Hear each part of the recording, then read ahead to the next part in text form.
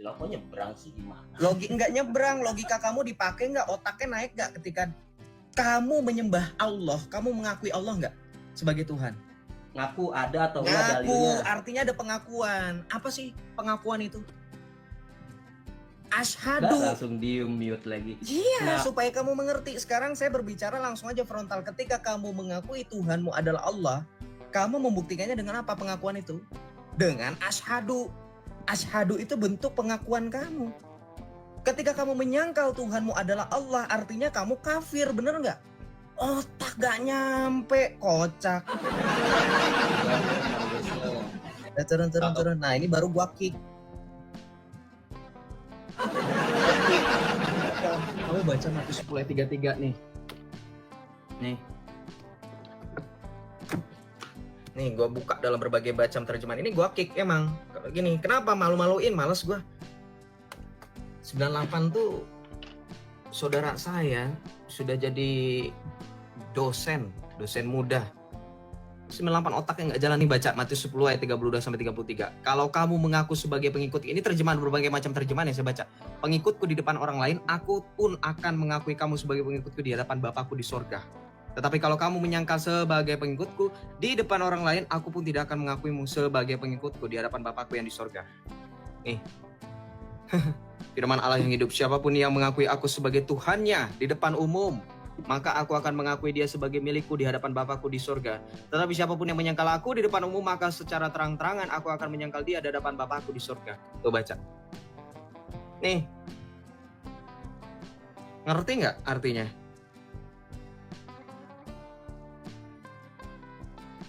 Sama maknanya tuh ya, berarti mengaku Yesus sebagai Tuhan. Ngerti? Kocak. Paham nggak Islam? Bantah pakai data ya, pakai dalil. Loh, kalau kalian mau bantah misalkan Joseph kata siapa semuanya masuk surga. Matius 7 ayat 15, Matius 7 21. Bukan setiap orang yang berseru kepada Tuhan akan masuk ke dalam surga. Justru itu ayat makin membuktikan bahwa ada yang mengikuti Yesus yang masuk ke dalam surga. Paham nggak dengan bahasa Indonesia? Bukan setiap orang. Paham nggak? Bukan setiap orang. Aduh, Islam. Ahmad Fahmi.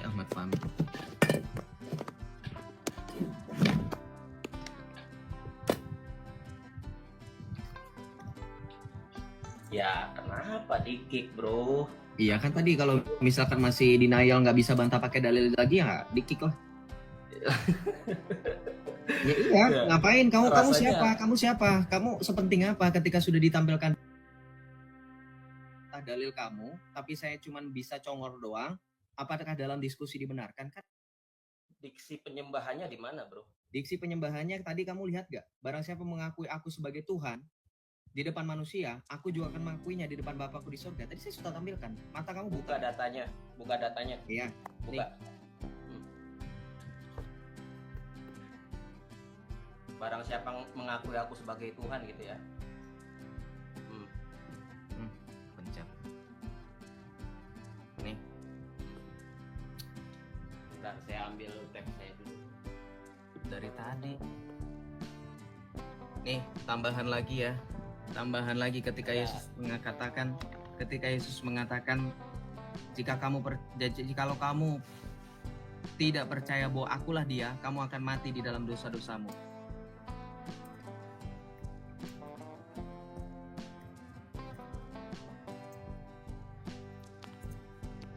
Nih. Yohanes 8 nih. Yesus mengaku sebagai Tuhan dan Allah itu sendiri. Yohanes 8 ayat 42. Yohanes 8 ayat 24, sorry. Nih, karena itu tadi aku berkata kepadamu bahwa kamu akan mati dalam dosamu, sebab jikalau kamu tidak percaya bahwa akulah dia, kamu akan mati dalam dosamu. Dia di sini merujuk kepada siapa? D-nya gede loh. Nah, tadi sebelumnya Matius berapa Bang Yosef? 10 ayat 32 sampai 33. Dari tadi kemana aja bro? Ya kan saya belum ngambil definisi. Ya kan dari tadi saya sudah minta, bukan salah saya dong. Islam lawak kali adabnya. Framing emang kenyataan. kok, dari tadi saya sudah minta, silahkan dibuka sendiri. Tapi apa jawaban kamu? Kan Bang Joseph yang ini, Bang Joseph bacain saja, kan gitu ya. Jadi tahu kan orang-orang di sini 1.300 orang seperti kamu itu munafik. Alah, jangan curhat. Nggak curhat, memang fakta. Udahlah Fahmi, lihatlah foto profil kamu. Orang-orang juga enak kok ngeliat foto profil kamu. Bagaimana mungkin orang bisa tahan dengan suara kamu yang nggak seberapa ini, kamu dengan narasi kamu yang tidak sesuai? Silakan. Gantungan juga saya sama kamu sih. Oh iya, silakan aja publik yang menilai. Saya sih nggak mau overclaim ya. Iya. Nggak mau overclaim. Orang yang ganteng akan berani open cam. Dari tadi nggak ada yang open cam tuh. Nggak ada tuh open cam. Iya. Udah, Iya. Matius. Kamu kenapa, Sep? Nggak apa-apa. Oh, Silakan. nggak apa-apa. Udah belum? Matius berapa tadi yang Nggak mau ulang. dia mengaku? Aku tuh bagaimana, bro? Nggak takut. Masalahnya kan kamu masih normal kan? Gak ada. Enak ya? Kamu pikir cuman kamu yang bisa nggak waras? Saya juga bisa ikutin kayak kamu nggak waras. Nah itu contoh nggak waras. Kira-kira udah berapa kali saya ulang? Matius berapa tadi? Udah berapa kali? Artinya kan tidak menghargai. Buat apa? Hah? Buat apa kira-kira? Masih pede? Masih pede kayak gitu? Saya udah berapa kali bilang, dan saya juga tadi sudah bilang kan, dibuka. Saya sudah bilang berkali-kali. Saya selalu menepati apa yang saya saya bicarakan. Saya tidak pernah takut dengan data yang saya bawa. Bahkan saya tantang lawan bicara saya untuk membuktikan sendiri. Kalau kamu trust issue, misalkan bisa saja datanya diedit sama Joseph, bisa. Saya dari tadi suruh buka kan. Buka, coba Bang Fahmi, masih sopan tuh ngomongnya. Kalau mau dihargai, kamu punya yang namanya hargai orang balik, ya Fahmi. Islam.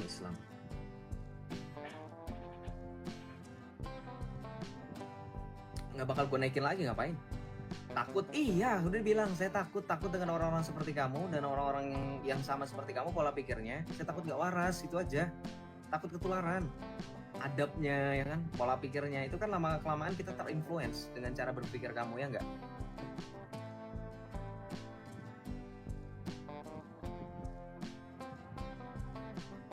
Kamu nggak mau jawaban, kamu hanya berpolemik, dan polemiknya pun hanya permasalahan sepele gitu. Joseph, kau nggak sabaran. Kalau berbicara nggak sabaran, kita pun akan sama ketika berbicara mengenai diskusi yang terbatas waktunya. Saya bukan seperti kamu, Nurul Fahmi, yang mungkin punya banyak waktu. Kalau saya tidak punya banyak waktu untuk orang-orang seperti kamu dan seperti tadi, sama namanya Ahmad Fahmi. Jangan-jangan kalian satu fam, satu marga, ya. Tapi saya harap pola pikirnya jangan sama ya, bro. Jadi kalau saya nggak sabar, wajar teman-teman. Dalam diskusi yang terbatas, kemudian juga repetitif, hal-hal yang tidak perlu diulangi terus ya. Contoh pengulangan dalil, terus juga pengulangan definisi kata gitu ketika berbicara mengenai validasi, itu kan sudah sangat jelas ya. Validasi Tuhan Yesus itu ketika memberikan otoritas gereja, Allah mau tidak akan menguasainya, itu kan validasi. Tuhan Yesus sendiri memberikan otoritas dan validasi itu. Sekarang mana ada nabi yang mampu memberikan validasi bahwa Allah mau tidak akan menguasai umatnya? Enggak. Siapa mau menyamakan dengan nabimu? Mari kita uji. Berani nggak kira-kira? Siapa yang mau berani membahas tentang validasi? Kalian bilang nabi kalian punya kuasa yang sama seperti Tuhan Yesus, memberikan validasi bahwa Allah mau tidak akan menguasai kalian. Berani? Berani nggak? Nggak usah jauh-jauh zaman sekarang, zaman sebelum kamu punya junjungan itu wafat nggak lama. Apa yang terjadi dengan keturunan dan keluarganya? Apa itu yang dimaksud Allah mau tidak akan menguasai? Tragis. Cucunya bagaimana nasibnya di tangan Muawiyah? Kalian nggak mau bahas itu? Apa yang terjadi dengan keturunan junjungan kalian? Tragis semua. Itu semua terjadi sebagian besar di tangan umat kalian sendiri, umat junjunganmu sendiri. Nggak usah jauh-jauh ngomongin kalian, keturunannya.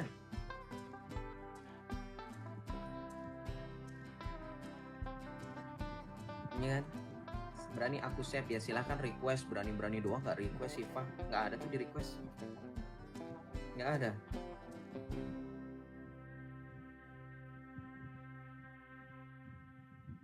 Silakan dicari sejarahnya, tanya sama orang-orang mereka tahu kok.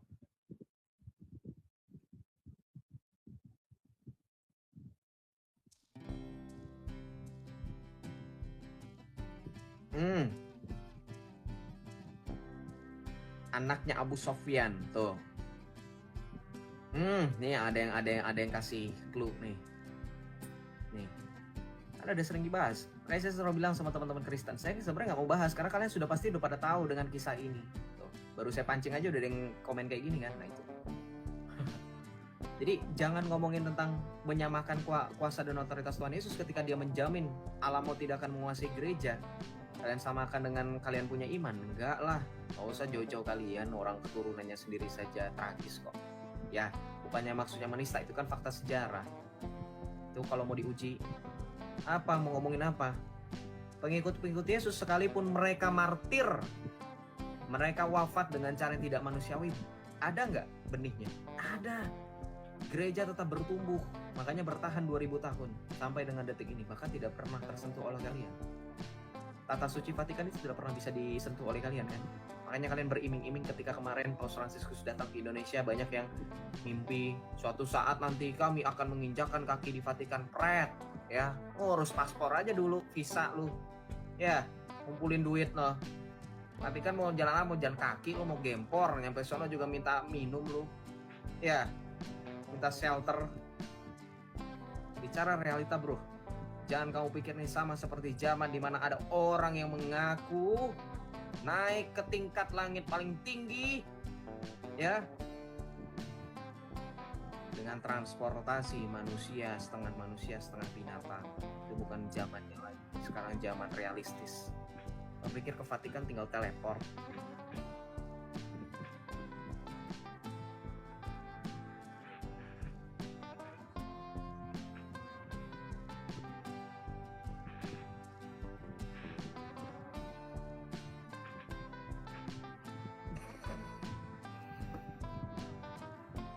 Ya, jadi jangan menyamakan. Salve juga teman-teman semuanya. Saya jadi agak gimana gitu ya. Saya jadi agak kasihan sama mereka.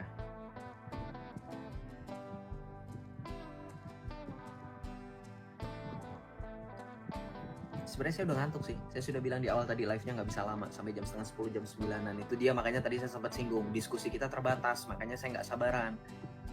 Udah dikasih kesempatan, harusnya pakai dengan baik. Ya, jangan kepikir kamu penting, Fahmi, dengerin. Gue naikin dulu di tengah orang-orang yang ngantri itu, harusnya lu pakai dengan baik. Ya jangan kamu pikir Joseph takut. Iya takut gak waras. Udah bilang ya teman-teman, saya tadi di awal udah bilang ketika live, saya nggak lama-lama karena saya juga capek, saya belum mandi, saya belum ngapa-ngapain. Sampai jam setengah 10, memang. Kita lanjut, apalagi yang mau dibahas? Dicari Rashid, saya nggak kemana-mana kocong, saya tetap di sini. Kalau mau diundang sekarang. Dari kemarin-kemarin nggak ada, apa perlu saya nggak nyamperin? Ayo, sebelum gue tidur nih, sebelum gue off nih, nggak ada Rashid mana? Gue jawabannya nih, mumpung gue lagi niat nih sebelum gue udahan. Jangan bikin malu, tapi kayak kemarin deh. Debat itu nggak usah dipanjang-panjangin waktunya. Bahlul ente. Orang berdebat justru mengharapkan waktunya banyak supaya dia bisa ngomong, datanya blas. Ini malah debat itu tidak perlu dipanjang-panjangkan. Gue baru tahu debat belum apa-apa udah bertanya. Kamu ngaku kan penyembah mayat kan? Coba buktikan kan apa debat apa itu guys. Gue yakin teman gue Islam juga malu, yang Islam juga malu ya. Coba teman-teman yang Islam, lu blokir? Enggak gue blokir. Mau bukti? Ayo Earth, kamu buktikan. Ayo. Nih ini akun saya nggak kemana-mana. Nih saya pakai handphone yang satu lagi, saya buka akun saya yang pertama. Bener nggak saya ngeblokir Ar-Rasyid? Fitnah aja lo, emang lo dasar kaum takiyah lo. Enak aja lo. Joseph itu nggak pernah ngeblokir orang-orang guys. Sekelas Fakmi aja gue jebanin dari dulu, ya. Siapa lagi? Ripa, Nandar, gak pernah gue blokir. Gak ada yang gue blokir. Juma, gak ada yang gue blokir. Apa takutnya saya ngomongin? Kenapa gak harus saya blokir? Hah? Mana Rashid? Coba lihat. Masih ada. Emang gue gak follow siapa dia. Masih ada. Gak tahu yang mana banyak banget aku. Gak live tapi. Gue kenal Arasid itu dari dulu, dari gue masih sama Miss M, ya, Ratu M. Saya nggak mau sebut nama, teman-teman udah tau lah, zaman dulu banget tahun lalu. Ibes itu dulu namanya Ibes Tam. Emang namanya Ibes, bukan saya doxing pribadi. Emang itu akunnya lama dulu, baru jadi Arasid. Sebelum adanya Api, ya, orang lama itu.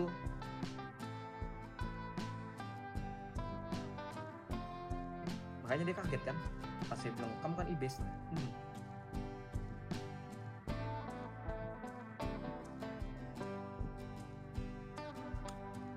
Bohong, apa yang dimana bohong? Kamu naik. Guys, kita udahan dulu apa gimana ya? Ngantuk. Enak dengar badut dongeng, ya itu ketika dibacakan suatu mantra-mantra. Makanya mau bilang badut ngedongeng ya itu.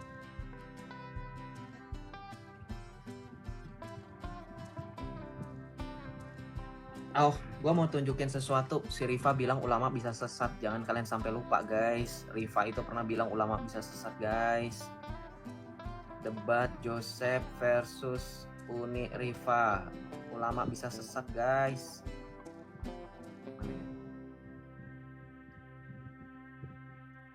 Oh, ini gue masih pakai AirPods. Sorry.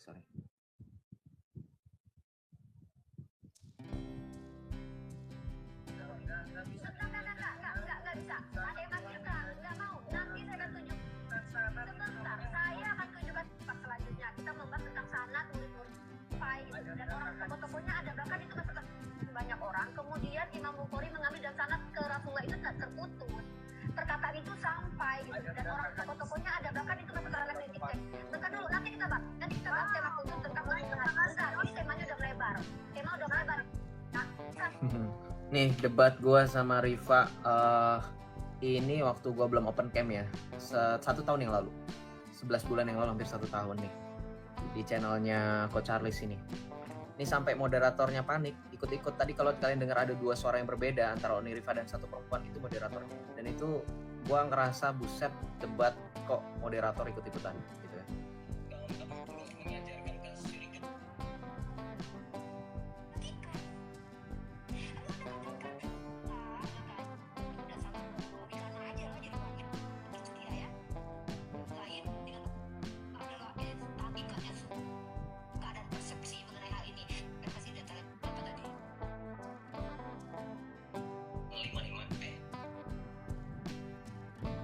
Mana ya? Iya. Ini gara-gara kitab suci kalian tuh, ya. Sorry, mana nih lihat ini. Nah, nih di halaman ke-185. Coba lo bayangin orang nunjukin data, nih buku. Itu kan kalau biasa kita open cam biasa ya, kayak saya open cam. Dia nunjukinnya begini. Kelihatan apa coba? Saya tanya. Ya udah lo review aja debat-debat gua. Jadi ya teman-teman bisa menilai secara objektif lah. Gua sama Nandar itu yang beberapa bulan lalu ya, yang viral si Nandar itu nggak bisa berdoa dalam bahasa Arab, malah doa dalam bahasa Ibrani ya. Ingat loh teman-teman muslim, mantasyabbaha biqaumin fahuwa minhum. Joseph beraninya cuma menolak ya karena nggak ada Islam yang berani selain si Ahmad Fahmi itu yang tetap dengan ngotot menghabiskan waktu saya. Kecuali kalau kamu Paryo Teguh mau, silakan temani saya biar saya nggak monolog. Nggak mau Pak Parjo. Oh kalau gitu jangan bilang berani cuma menolong, kira mau nemenin saya. Sekarang silakan.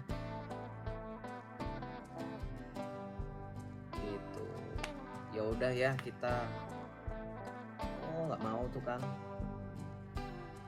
Udah dijambak nggak mau dia. Cuma ketik-ketik beraninya. Nggak mau naik dia. Joseph beraninya nyerocos saja ya. Kalau saya diam saya batu. Tinggal kalian usap, tinggal kalian cium, jreng. Bersih kalian. Itulah batu kalian. Panas ya. Nggak nyebut merek, batu apa? Batu kali bisa, batu apa lagi? Batu akik bisa kan, diusap bisa. Kalau orang yang sayang sama batu akik kan diusap. Jangan panas, jangan gampang ke trigger ya. Jangan suuzon. Ya kalau saya nyerocos ya saya manusia, kecuali kalau saya diem terus kalian usap-usap saya, kalian cium saya, nah itu namanya batu. Ya. Oke. Aduh ya. Bang, abang kenalkah sama akun namanya Christian Prince? Christian Prince yang Indo apa Christian Prince yang beneran orang luar? Oke, kita berdoa dulu lah ya teman-teman ya. Kita yang barat ya kan, saya cuman fans, kalau kenal ya enggak lah, mana mungkin dia kenal saya. CP Indo ya kenal. Ya, kita doa dulu yuk, karena mohon maaf teman-teman untuk malam ini saya nggak bisa lama-lama karena saya mau istirahat dulu, mungkin besok baru bisa. Besok bisa deh malam, karena kan besoknya Sabtu, lusanya Sabtu. Sekali lagi teman-teman mohon maaf ya dengan keterbatasannya waktu, karena saya bukan tipikal orang yang tidak punya kepentingan. Saya rasa teman-teman juga punya kepentingan, hanya skala prioritas kita berbeda. Saya punya darah rendah, jadi saya harus banyak istirahat. Saya juga harus jaga pola tidur juga, karena saya sudah beberapa kali bilang sama teman-teman, mata saya tuh mata ngantuk akhir-akhir ini, jadi kadang suka dinilai orang itu saya nggak tidur gitu kan, begadang terus, padahal mas saya tidur, cuman memang karena waktunya kali ya kurang ya. Saya tidur kadang cuma 6 jam 5 jam mungkin kurang ya. Besok jam berapa? Besok mungkin dari ya abis pulang sih jam 7-an seperti biasa, jam setengah 8 gitu, jam setengah 8. Jadi teman-teman mohon maaf ya sekali lagi untuk malam ini, karena memang tanya sama teman-teman yang join dari awal, saya sudah bilang guys kayaknya malam ini nggak bisa lama-lama, paling sampai jam 9 atau jam setengah 10-an, saya bilang gitu. Bahkan ini udah lewat 8 menit ya. Kita doa dulu aja teman-teman, terima kasih ya. Kita doa dulu. Dalam nama Bapa dan Putra dan Roh Kudus, amin. Ya Bapa, kami bersyukur atas penyertaan-Mu kepada setiap dari kami ya Bapa. Engkau sekali lagi telah memperkenankan kami untuk menghirup nafas kehidupan yang kesekian kalinya. Kami bersyukur, kami manfaatkan dengan baik. Kami berjumpa dengan orang-orang yang kami kasihi, kami berinteraksi, bahkan kami juga seperti yang terjadi pada saat ini, kami mewartakan firman Tuhan. Meskipun ya Bapa, kami tahu bahwa setiap dari kami punya kesalahan, punya kelemahan. Kami mempunyai kelemahan-kelemahan itu sehingga terkadang kami melampaui apa yang seharusnya tidak kami lampaui. Kami mudah emosi, kami mudah menggerutu dan seterusnya ya Bapak. Engkau tahu segala pergumulan kami, maka kami mohon ampunilah kami. Kami mohonkan ini dengan perantaraan Putra-Mu yang terkasih. Jadikanlah kami seperti bagaimana Engkau menjadikan Maria sebagai wanita pilihan, di mana dengan kerendahan hati dan kelembutan hati menerima rancangan keselamatan dan menjadi bukti atas kesalehannya. Kami pun mau menjadi seperti Bunda Maria ya Bapa, dengan keteladanan hati itu. Kami juga mau seperti para kudus-Mu yang sepanjang masa mereka berusaha untuk berkenan di hadapan-Mu. Ya Bapa, kiranya Engkau ubah kami menjadi orang yang lebih baik lagi dengan perantaraan Putra-Mu yang terkasih, Tuhan kami Yesus Kristus. Ya Bapa, sebentar setiap dari kami ingin melanjutkan aktivitas, dan sebentar juga setiap dari kami ada yang ingin beristirahat. Maka apapun yang kami lakukan ya Bapa, agar kiranya Engkau menjaga dan melindungi kami selalu dimanapun dan apapun kami lakukan. Ya Bapa, kami juga tak lupa untuk mendoakan saudara-saudari kami yang sedang dalam kesulitan, yang sedang dalam pergumulan, yang sedang dalam penyakit. Kiranya Engkau pulihkan, kiranya Engkau selesaikan. Kami mohon ini dengan perantaraan Putra-Mu yang terkasih, Tuhan kami Yesus Kristus. Kami percaya oleh karena bilur-bilurnya kami disembuhkan. Ya Bapa, juga kami berdoa bagi jiwa-jiwa di luar sana yang masih menyangkal, yang masih menolak, yang bahkan dengan kesadaran hati menghujat dan mencaci Putra-Mu yang terkasih, Tuhan kami Yesus Kristus. Ampunilah mereka ya Bapa, sebab mereka tidak tahu apa yang mereka perbuat. Terima kasih ya Bapa, segala permohonan, segala permintaan kami serahkan ke dalam tangan-Mu dengan perantaraan Putra-Mu yang terkasih, Tuhan kami Yesus Kristus, yang bersatu dalam Dikau, dalam persekutuan Roh Kudus, Allah yang berkuasa, kini dan sepanjang segala masa. Amin. Dalam nama Bapa dan Putra dan Roh Kudus. Amin. Terima kasih teman-teman semuanya yang sudah tetap setia sampai dengan doa penutup. Terima kasih juga buat moderator, teman-teman semuanya yang sudah tetap bisa menemani saya untuk membantu juga yang komentar-komentar atau akun-akun yang spamming komen gak jelas dan tidak pantas. Terima kasih teman-teman semuanya yang sudah menasihati, yang sudah menegur, yang sudah memberikan masukan dan saran apapun itu. Terima kasih juga teman-teman yang sudah peduli. Tuhan Yesus memberkati teman-teman. I love you all. Terima kasih teman-teman yang sudah memberikan perhatian dan kasih sayang yang tak terhingga kepada saya. Next, kita akan live lagi. Sekali lagi mungkin besok di jam 7:30, jam 7 lewat jam 7:30 ya. Terima kasih teman-teman semuanya. Sekali lagi jaga kesehatan, tetap bertumbuh, tetap teguh dalam iman. Tuhan Yesus memberkati kita semua. Shalom, salve teman-teman semuanya. Bye-bye. Oke, apalagi kitab suci. Nih, kita baca dulu dari Matius 16:27. Sebab anak manusia akan datang dalam kemuliaan Bapaknya diiringi malaikat-malaikatnya, pada waktu itu ia akan membalas setiap orang menurut perbuatannya. Matius 16:27. For the very first time, Jesus has been stated very clearly bahwa dia akan datang dalam kemuliaan Bapaknya diiringi malaikat-malaikatnya. Ya. Jadi Yesus ini sebagai hakim yang akan membalas setiap orang menurut perbuatannya. Oke? Nah, kemudian di dalam Matius 24:29 sampai 31 ya, ini Yesus semakin menjelaskan tentang apa yang diucapkan. Nah, segera sesudah siksaan pada masa itu, matahari akan menjadi gelap dan bulan tidak bercahaya dan bintang-bintang akan berjatuhan dari langit dan kuasa-kuasa langit akan goncang. Pada waktu itu akan tampak tanda Anak Manusia di langit, dan semua bangsa di bumi akan meratap, dan mereka akan melihat Anak Manusia itu akan datang di atas awan-awan di langit dengan segala apa? Dengan segala kekuasaan dan kemuliaannya. Tuh. Jadi mereka akan melihat siapa? Mereka akan melihat Yesus datang di atas awan-awan di langit. Sekarang kalau misalkan boleh comparing dengan kamu punya Quran, kenapa bisa sangat-sangat precisely, jelas sekali persamaannya. Tidak ada yang mereka tunggu-tunggu pada hari kiamat kecuali kedatangan Allah, nih kan? Dalam naungan awan tuh, bersama malaikat untuk melakukan sedangkan perkara mereka telah diputuskan. Kepada Allah lah segala perkara dikembalikan. Kenapa bisa sama? Bisa dijelaskan nggak? Atau ada lagi? Mau nih, saya bukakan ya. Surah Al-Fajr ayat 21 sampai 22 nih. Ini lebih jelas lagi nanti. Nih, Al-Fajr. Nih. Kalau kamu baca dari ayat 21, ini tentang hari kiamat. Kenapa? Karena ini dikatakan kalla idza dukkatil ardu dakkan dakka, janganlah sekali-kali begitu apabila bumi digoncangkan berturut-turut. Ya, ini hari kiamat. Kenapa hari kiamat? Karena nanti ayat setelahnya ayat 22 dikatakan apa? Tuhanmu datang, begitu pula malaikat yang datang berbaris-baris. Kenapa bisa sama dengan Matius 16 ayat 27 dan Matius 24 ayat 29 sampai 31 nih? Jelas lagi, sama-sama dalam naungan awan bersama malaikatnya tuh. Pada waktu itu akan tampak tanda Anak Manusia di langit, dan semua bangsa bumi akan meratap dia. Mereka akan melihat Anak Manusia itu datang di atas awan-awan di langit dengan segala kekuasaan dan kemuliaannya, dan ia akan menyuruh keluar malaikat-malaikatnya. Kenapa bisa sama? Kurang tahu juga ya, saya belum riset soalnya. Oh, ya itu yang saya kan sebenarnya saya bukan maksudnya minta penjelasan, karena saya tahu kamu hanya penasaran ketika saya memberikan statement bahwa menjiplak. Ya, karena kamu harus akui. Sekarang saya tanya, kamu akui nggak di situ sama? Yang menjadi perbedaan adalah di satu sisi Yesus hanya mempoint out kan bahwa ini adalah kedatangan Anak Manusia. Coba saya tanya sama teman-teman, kenapa Yesus mengatakan Anak Manusia, bukan aku? Karena sekali lagi Tuhan Yesus ingin mengutip, menggenapi nubuatan kitab Daniel bab 7. Mari kita lihat dalam perjanjian lama. Nih. Ya. Kita lihat Daniel bab 7 ayat yang keberapa?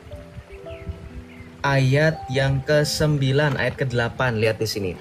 Sementara aku memperhatikan tanduk-tanduk, nih ya, mulut yang menyombong, sementara aku terus melihat tahta-tahta diletakkan, lalu duduklah yang lanjut usianya, pakaiannya putih seperti salju dan rambutnya bersih seperti bulu domba. Kursinya dari nyala api dengan roda-rodanya, dari api yang berkobar-kobar. Suatu sungai api timbul dan mengalir dari hadapannya, 1000 kali beribu-ribu melayani dia. Lihat di sini ya.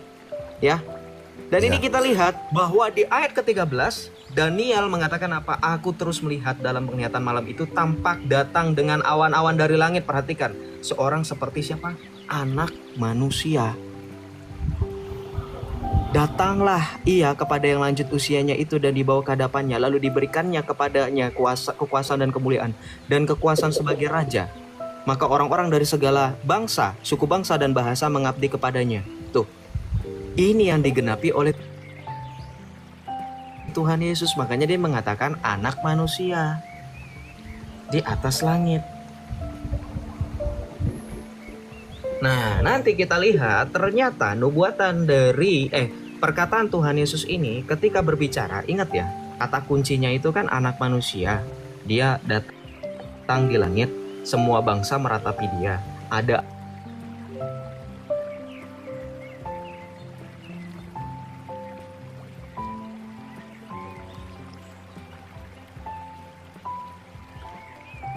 Sesudah ia mengatakan demikian, ia di sini merujuk kepada Yesus.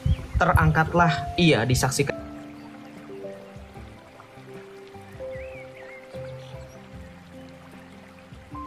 oleh mereka, berpakaian putih dekat mereka, dan berkata kepada mereka, "Hai orang-orang Galilea, mengapakah kamu berdiri melihat ke langit? Yesus ini yang terangkat ke sorga, meninggalkan kamu, akan datang kembali dengan cara yang sama seperti kamu melihat dia naik ke sorga." Perhatikan kalimat yang ditekankan, yang saya birukan. Lihat ini. Dia naik ke sorga.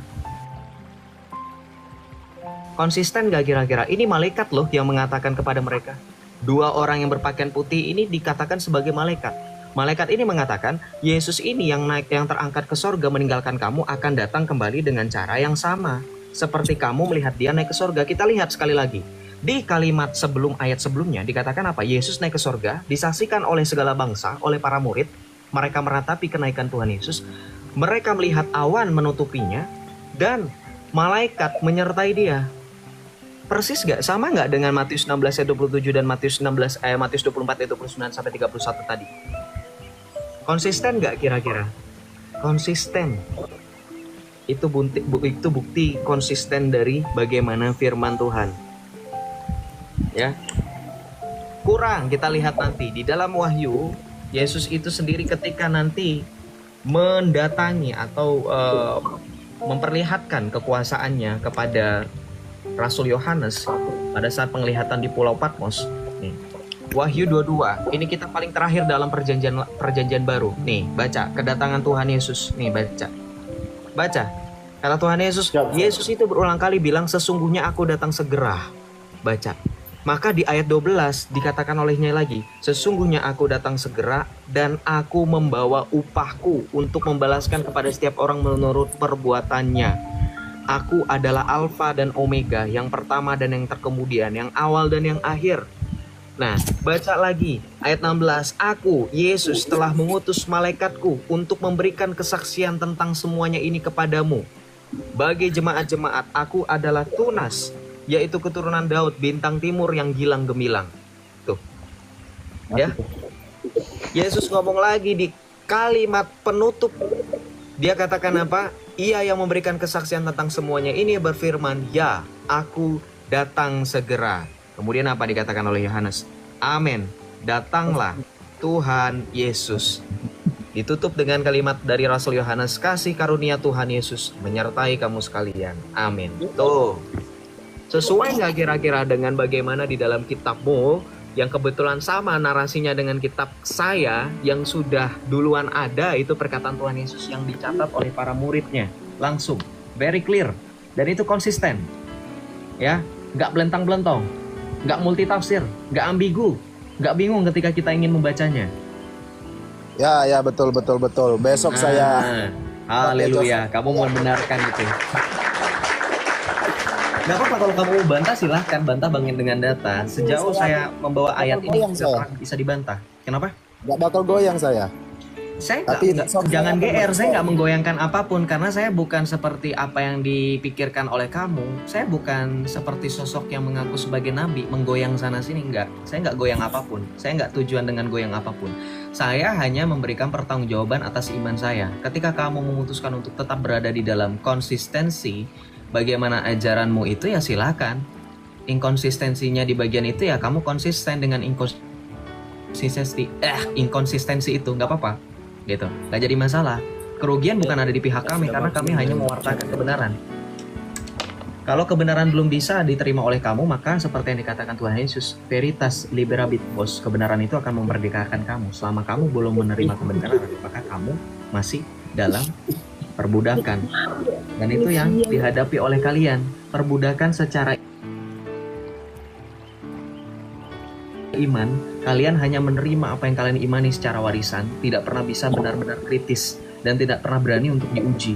Makanya seperti tadi orang sebelum kamu tidak mau untuk memberikan data secara very clear kepada saya, berbeda dengan saya. Paham? Besok saya kasih data ya. Ya, saya tunggu. Mau besok, mau 20 tahun kemudian, silahkanlah. Feel free. Ya, saya riset dulu. Soalnya masih awam saya. Ya, saya juga masih awam kok. Kata siapa saya sudah profesor? Saya masih awam. Ya. Silahkan. Tuhan Yesus memberkati. Shalom. Isan tanya Joseph Cesare Borgia siapa? Nggak tahu Cesare Borgia siapa? Oh, itu konspirasi. Mau naik gak? Saya bisa bantah itu. Siapa yang bawain itu? Kebanggaan kalian si Jibril tuh, yang ngomongnya di berat-beratin itu. Kasih tahu kalau baca data jangan cari picking. Belum aja tuh ketemu nanti. Kita lanjut ya. Salve teman-teman semuanya. Shalom. Selamat malam teman-teman yang baru bergabung. Selamat malam.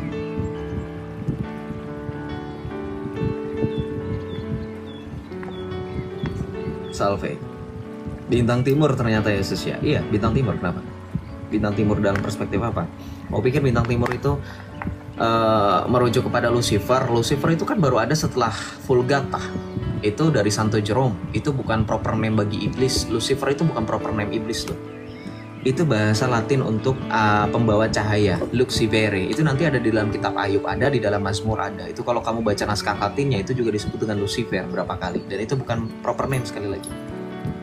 Gitu. Minum jus dulu Joseph. Iya nih. Beliin dong teman-teman. Bercanda. Bong.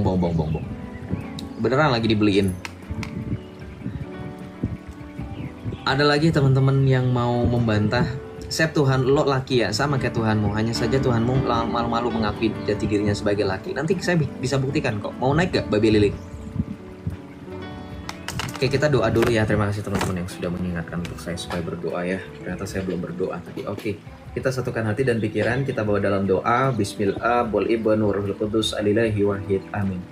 Abana alladhi fis samawati liyataqaddas ismuk liyati malakutuk litakun masyiatuk kama fis sama'i kadzalika alal ard atina khubsana kafafa yaumina waghfir lana khotoyana kama nahnu naghfir liman akhta'a ilaina wa la tudilna fit tajrib lakin najina min asyrir lianna lakal mulka al quwwata al majdil abadi dahirina amin.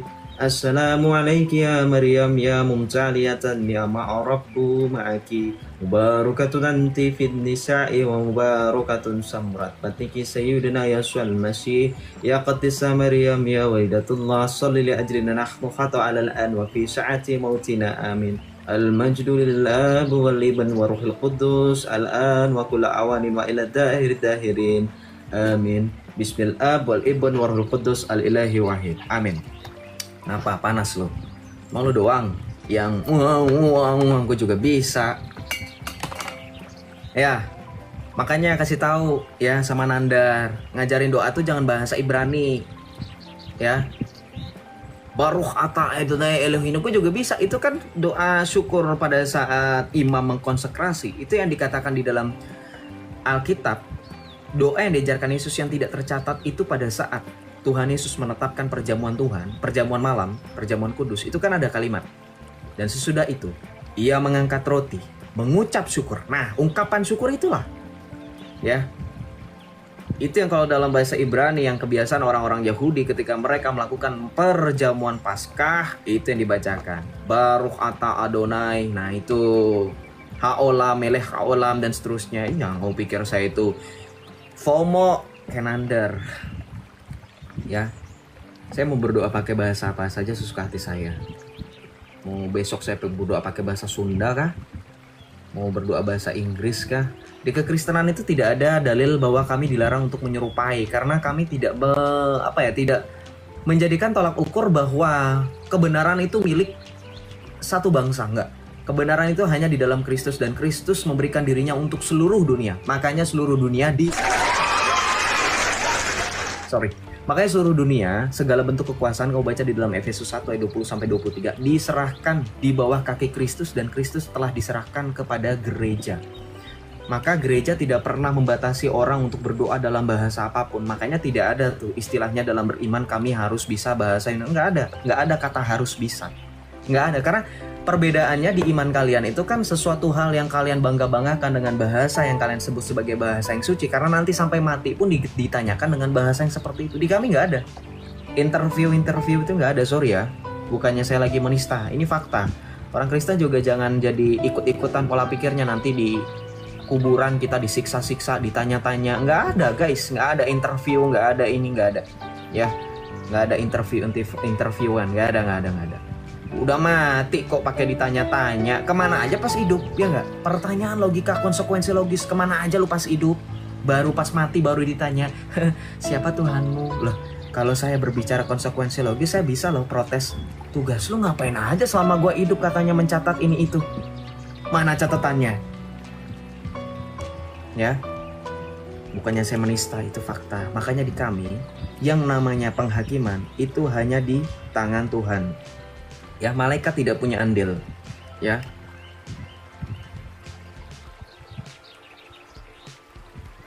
Kita lanjut.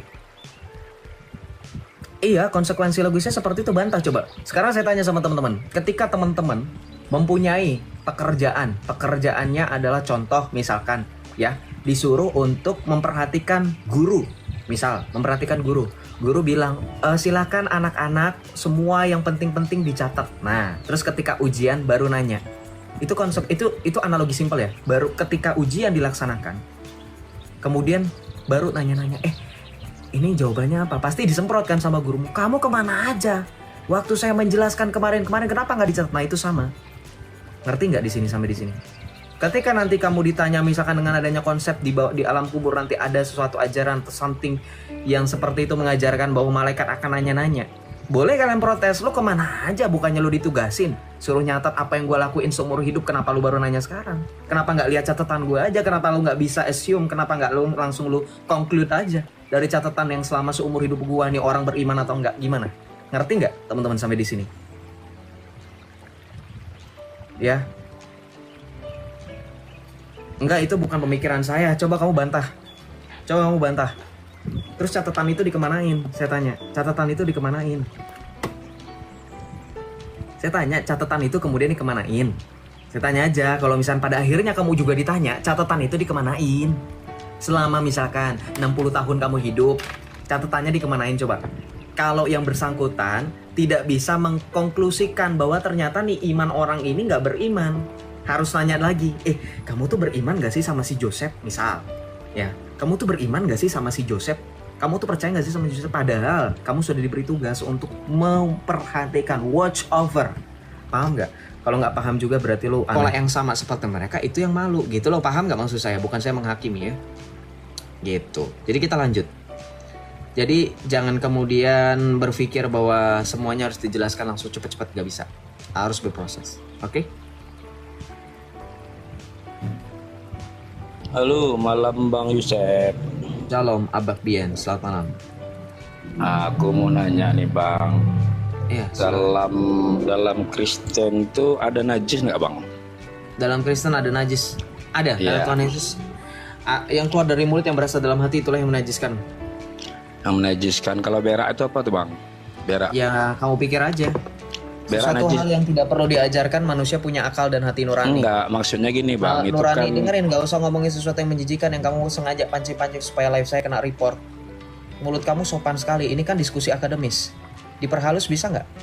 Lagi pula ngapain ngomongin itu? Tanpa ada ajaran agama secara tertulis, manusia sudah tahu apa yang keluar. Sisa-sisa makanan dari tubuh manusia itu adalah kotoran, termasuk keringat bahkan. Yang adalah cairan, itu termasuk kotoran loh, hasil sisa. Tanpa adanya ajaran, jadi jangan sok ngatur, di iman saya itu dari ujung kepala sampai ujung kaki itu diatur. Kamu pikir 600 tahun sebelum adanya imanmu orang-orang bodoh semua, mohon maaf. Itu tentara orang-orang Romawi, orang-orang Yunani, filsuf-filsuf seperti Plato, Aristoteles, dan seterusnya. Memang menurut kamu nggak tahu kotoran itu adalah sesuatu hal yang najis? Mikir. Paham nggak maksud saya sampai sini? Paham nggak teman-teman? Saya tidak sedang menista, ini berbicara fakta sejarah. Sekarang saya tanya, Aristoteles hidup tahun berapa? Memang menurut kamu di zaman mereka, orang-orang itu maskeran, mandi, pakai kotoran mereka sendiri? Enggak, saya nanya ini kan, saya kan kurang tahu juga kalau dalam Kristen itu ada najis enggak kan gitu. Berarti berak Saya itu sudah najis ya bilang bang. tanpa adanya ajaran agama manusia diberikan akal dan juga hati nurani. Betul Dan itu bang, bukan betul bang. baik. Itu makanya bang, kalau dalam Islam itu kan selalu tuh kita dianjurkan apalah taqilu, harus menggunakan otak bang, harus menggunakan otak, harus menggunakan Iya, otak itu afala taqilun, tapi kamu selalu diingatkan artinya itu suatu bentuk diskriminasi dan juga intimidasi betul. seolah-olah otakmu Harus- tidak akan bisa bekerja tanpa ada harus pakai- orang-orang yang mengingatkan. Sekarang saya tanya, Mas, sorry ya, kita yang wajar, apa saya harus bilang sama teman-teman, diam dulu, saya mau ngomong konsekuensi logis. Ketika ada aturan tertentu, Enggak, apakah yang itu saya bisa- tanyakan, Boleh, saya ini ngomong belum. dulu, diam. Ketika ada aturan tertulis, apakah itu bisa menjamin manusia tetap patuh? Enggak. Banyak manusia yang sudah tahu aturan tetapi tetap melanggar. Sekarang juga dengan konsekuensi logis.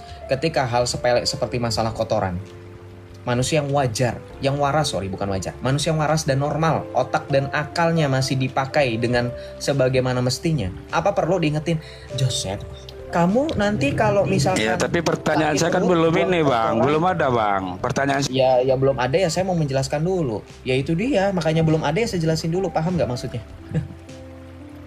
Ya kan belum ada, makanya saya jelasin abang dulu. mau jawab apa pertanyaannya belum? Enggak, saya belum jawab, saya lagi menjelaskan terkait tentang paradoks yang kamu sedang utarakan di sini. Paham nggak? Menjelaskan itu nggak perlu harus ada pertanyaan. Enggak, Yesusnya kan berak. Ya, Macam terus mana itu? kan udah tahu kan, berarti ini memang kamu mau berpolemik. Terus kenapa kalau dia buang air, kenapa? Wong kamu juga punya, udahlah nanti nista. Aduh, nggak level saya ngomong sama preman pasar yang cuman gedein batu akiknya daripada otaknya. Kelihatan kok foto profilnya lebih menonjolkan batu akik daripada pemikiran. Makanya pemikiran otaknya itu nggak sejalan dengan batu akik yang ditampilkan di foto profil. Omongnya pun tidak ada isinya, ya kan? Ya. Lebih besar batu akik daripada otakmu saya rasa. Yo, saya bisa ngelihat kok dari bagaimana kamu berbicara. Orang itu kan dinilai dari bagaimana isi kepalanya itu, dari cara bagaimana dia berbicara. Berulang-ulang ceng ngomongin bagaimana kan. Gini ya, berbicara mengenai najis, sesuatu yang tidak tahir, itu semua sudah dikuduskan oleh Kristus sebagai satu-satunya jalan pengkudusan. Makanya tidak ada lagi najis. Haram makanan minuman tuh nggak ada. Kosher itu nggak ada. Udah selesai di dalam Kristus. Kamu jangan bawa-bawa orang Yahudi. Orang Yahudi ketika Mesias mereka sudah hadir sesuai dengan apa yang mereka ekspektasikan, mereka pun sudah tidak ada namanya lo kosher. Bye-bye, kamu tinggal sendirian itu yang berjibaku dengan sesuatu yang kamu sebut dengan najis dan tidak najis itu. Fakta, silakan tanya sama orang Yahudi. Silakan buka dalam Midrash, dalam Sefaria, coba buka. Alasan kenapa orang Yahudi tidak makan babi. Itu karena mereka menunggu Mesias mereka. Ketika Mesias mereka sudah hadir, mereka boleh memakan babi. Mereka boleh melakukan hal-hal yang kamu pikir kamu sama seperti mereka. Ngerti? Kita lanjut ya.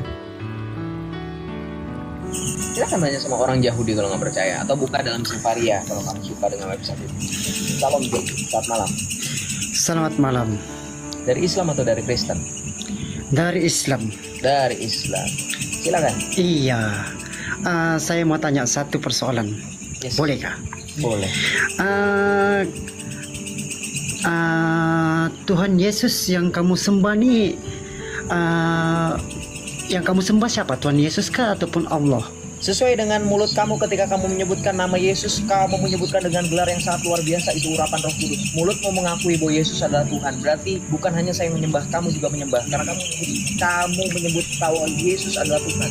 Tahu nggak? Dalam Bukan. Islam, ketika Saya mau tanya. ketika kamu menyebutkan Tuhan, itu sudah termasuk syirik. Kamu sudah murtad. Secara lisan kamu sudah murtad loh. Ngerti gak? Kamu menyebut Yesus Tuhan berulang kali, 2 kali, makanya saya senyum-senyum. Itu kamu sudah mengaku. Oke, jawab dulu soalan saya. Saya mau tanya. Kita sekarang nih tidak boleh berdebat-debat. Kita mau tanya sejak kepastian. Oke, sekarang nih saya tanya kamu sembah Yesus kah ataupun kamu sembah Allah? Saya sembah Yesus yang adalah Allah, dan kebetulan kamu menyembah yang sama. Karena kamu Oke. menyembah Yesus sebagai Tuhan. Saya tidak. Saya sembah Allah, Nabi Muhammad. Kamu menyebut Tuhan Yesus tadi, nggak usah denial. Dah, Roh Kudus telah berbicara dan bekerja melalui kamu. Secara tidak langsung kamu mengaku Yesus sebagai Tuhan sesuai dengan Filipi 2 ayat 13. Dan segala lidah mengaku bahwa Yesus adalah Tuhan bagi kemuliaan Allah Bapa. Amin. Oke, sekarang ini saya mau tanya pula. Kalau dia betul-betul Tuhan, kau bilang Tuhan kau punya Yesus, kenapa dia berdosakah kalau anak mematikan orang tuanya sendiri, ibu kandungnya?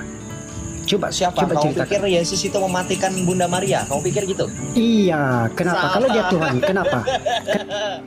Bunda Maria terangkat jiwa dan raganya ke sorga. He assumed bodily and soul to heaven. Itu sebab kenapa Yesus dikatakan dalam 1 Korintus oleh Rasul Paulus, tetapi tiap-tiap orang menurut urutannya, Kristus sebagai buah sulung. Kemudian di dalam Kalau kita dengerin, berisik, kamu lagi di masjid ya. Berisik itu krik.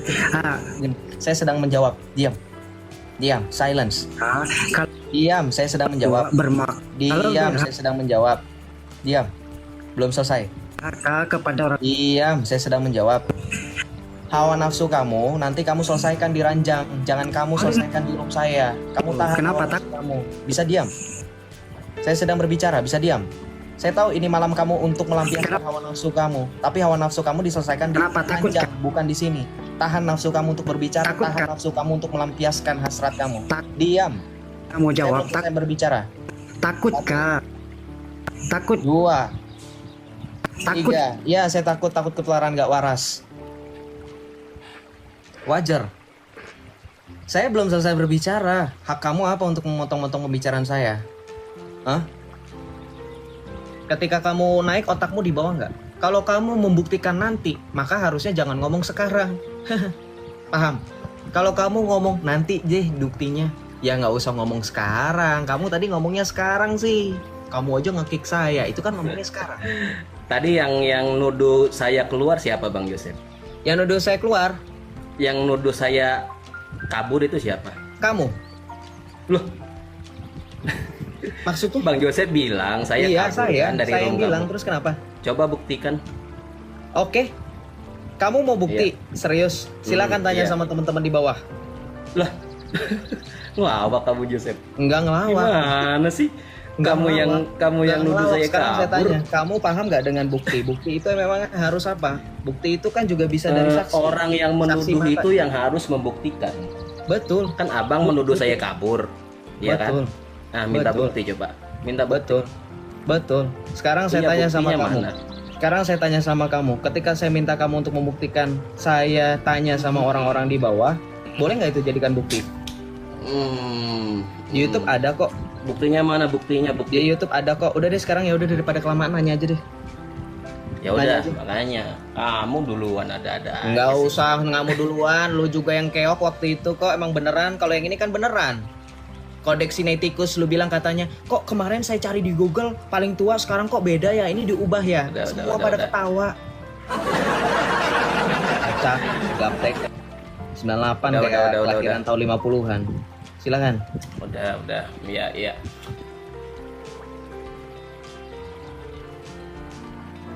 Mengaku murtadin ya. Mereka keluar dari Islam dikarenakan katanya di Islam nggak ada keselamatan gitu loh. Dan mereka mengatakan bahwa di dalam Kristen itu ada keselamatan. Nah, yang jadi poin pertanyaan saya adalah di mana validasi dari Yesus bahwa dia menjamin keselamatan dan surga bagi orang yang menyembahnya atau mentuhankannya. Silakan. Begini ya Islam, ketika bernarasi tolong pakai diksi yang sesuai. Mentuhankan. Kamu pikir Yesus itu bukan Tuhan sebelum dia dijadikan Tuhan sama orang Kristen gitu. Dia tetap Tuhan dari sananya. Paham? Lalu kemudian dari mana validasinya? Buka aja Matius 16, 18 sampai dengan 19. Kamu kan punya aplikasi, kamu kan punya device, ya. Kamu bukan Matius 16, 18 sampai 19. Kamu baca di situ. Enggak. Bang Yosef yang jawab, Bang Yosef yang buka. Dan engkau adalah Petrus, di atas batu karang ini aku akan mendirikan gerejaku, dan alam maut tidak akan menguasainya. Kepadamu kuberikan kunci kerajaan sorga. Apa yang kau ikat di bumi akan terikat di sorga, dan apa yang kau lepaskan di bumi akan terlepaskan di sorga. Itu kuasa yang mengikat.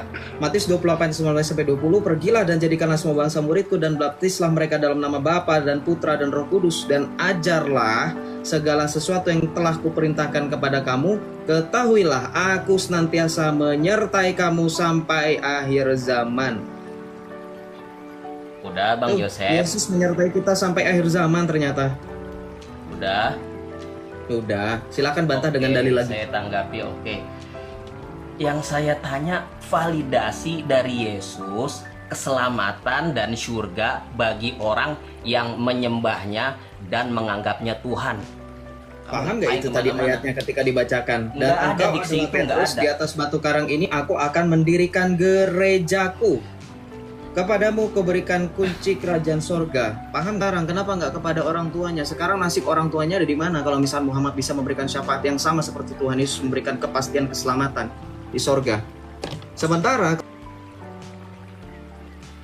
kalau kita berbicara mengenai ajaran kekristenan, Tuhan Yesus memberikan jaminan keselamatan dan surga itu kepada barang siapa yang percaya kepadanya ketika berbicara mengenai Wahyu 22 ayat 12 sampai dengan 14. Dia menuntut balas setiap manusia menurut perbuatannya. Ketika berbicara mengenai ketuhanan, Yesus memberikan upah kepada barang siapa yang mengikutinya. Jelas sekali upahnya apa? Upahnya besar di sorga. Kamu baca dalam bagaimana perumpamaan Yesus kepada mereka yang memberikan makanan, kepada mereka yang memberikan tumpangan kepada saudaranya yang paling hina, sesungguhnya ia telah memperlakukannya kepada aku. Dan di situ Yesus memberikan perlanjutan kejelasan mengenai pengadilan, penghakiman yang kedua kalinya. Itu orang-orang yang akan dihakimi dengan perbuatan mengikuti apa yang Tuhan Yesus ajarkan dan Tuhan Yesus berikan. Udah. Artinya keselamatan itu kan diberikan otoritas. Silahkan bantah dengan dalil. Oke, baik. Panjang seperti kereta tapi nggak Ya. menyentuh poin. Oke. Pertanyaan saya kurang jelas ya. Di mana Yesus memvalidasi jaminan keselamatan bagi orang yang menyembahnya? Aduh, Kamu ngerti nggak sih? ampuni. Kamu ngerti nggak sih pertanyaan saya? Ngerti? Yesus memvalidasi bagi orang yang menyembahnya, menganggapnya sebagai Tuhan, dia jamin sorga, dia jamin keselamatan. Diksi utamanya menyembah dan menuhankan dia, dijamin sorga oleh dia. Itu, kamu muter kemana-mana, silahkan dijawab. Ya ampun, barang siapa menyangkali aku di hadapan anak manusia akan kusangkal di hadapan Bapakku di sorga. Diksi penyembahannya di mana? Barang siapa menyangkal aku, menyangkal artinya apa? Diksi penyembahannya di Menyangkal mana? artinya apa? Menyembah itu artinya mengakui, menuhankan. Diksi penyembahannya di mana, Bang Joseph? Dengerin. Paham nggak Ahmad? Dengerin Ahmad, Katem. Ketika berbicara mengenai menuhankan, menyembah, seolah-olah Yesus itu minta disembah. Itu kan maunya kamu. Sekarang ketika Yesus mengatakan barang siapa menyangkal aku di hadapan Bapakku yang di sorga, barang siapa menyangkal aku di hadapan manusia, ia akan kusangkal di hadapan Bapakku di sorga. Paham nggak? Ketika menolak Yesus di hadapan manusia, menyangkali Yesus di hadapan manusia, berarti menyangkalinya, menolaknya. Berarti sama kamu tidak akan mendapatkan jaminan surga. Paham Ahmad? Ada dalilnya dalam Alkitab. Udah belum? Ya itu jawabannya. Kamu minta dalil dari tadi dalilnya banyak, cuman kamu otaknya nggak nyampe. Saya nggak bertanya siapa.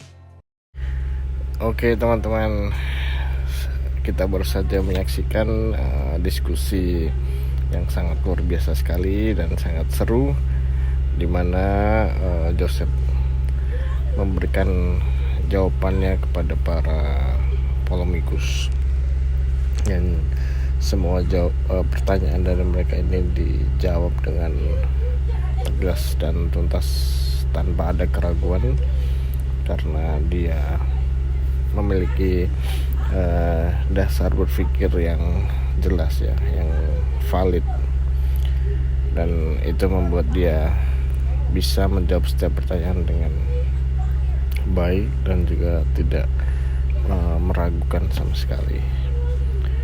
Tapi sebaliknya di para polemikus ini mereka mengajukan pertanyaan yang sebenarnya tidak layak untuk dijawab, tapi mereka seperti seolah-olah menuduh.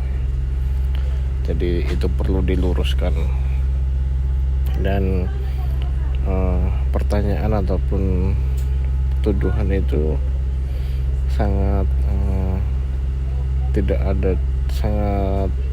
tidak jelas dasarnya. Mereka membuat sebuah statement ataupun pernyataan yang mereka sendiri tidak tahu apa dasarnya. Mereka hanya mungkin dengar dari orang lain ataupun dari sosial media, sehingga mereka menganggap itu sebagai sebuah kebenaran, padahal mereka tidak ada usaha ataupun kemauan untuk menggali lebih dalam lagi. Jadi ya mereka terima mentah-mentah seperti itu, dan mereka langsung membuat itu sebagai sebuah tuduhan dan dianggap sebagai sebuah kebenaran juga. Dan yang seperti ini pasti tidak bisa berhadapan dengan Joseph, karena dia pasti akan kehilangan arah dalam berpikir. Dia tidak tahu apa yang dia sampaikan itu tidak ada dasar yang jelas. Jadi kalau dilihat ya kita bisa menilai bahwa mereka ini tidak punya dasar berpikir yang jelas. Dan seperti itu pula cara mereka beriman ya pada sesuatu. Mereka tidak menggali, tidak benar-benar mendalami apa yang mereka percayai, sehingga ya ketika mereka ditanya pun mereka tidak bisa menjawab, tidak tahu dari mana doktrin yang mereka dapatkan itu. Mereka nggak tahu dari mana ayatnya. Mereka hanya mendengar dari orang dan langsung seperti menganggap itu sebagai sebuah kebenaran. Jadi ya seperti itu, dengan mudahnya mereka membuat sebuah tuduhan ataupun pernyataan yang bisa dibilang kontroversial. Jadi ya kita perlu sikapi itu dengan bijak ya. Dan hal ini sangat sering terjadi karena mereka tidak pernah menggali kitab mereka sendiri. Mereka hanya sibuk mencari-cari keburukan dari kitab orang lain, yang dimana mereka tidak benar-benar tahu, hanya dengar dari orang lain saja. Dan itu ya mereka seperti mempermalukan diri sendiri, karena mereka merasa lebih tahu. Dan ketika Joseph memberikan jawaban juga mereka tidak mau menerima jawaban itu. Justru mereka ngotot tapi tidak tahu apa dasarnya. Ya seperti itulah kualitas mereka ya. Dan ya itu yang kebanyakan terjadi di kalangan orang-orang, di kalangan para polemikus. Oke teman-teman, dari saya seperti itu saja, dan jangan lupa untuk saksikan video-video yang lainnya yang ada di channel ini, dan juga jangan lupa untuk subscribe, like, comment, dan share ke banyak platform sosial media teman-teman semuanya. Dan ya bagi yang belum subscribe, silakan subscribe dan juga bagikan ke teman-teman atau saudara teman-teman. Ya, begitu saja. Terima kasih. Sampai jumpa di video berikutnya. Tuhan Yesus memberkati. Shalom.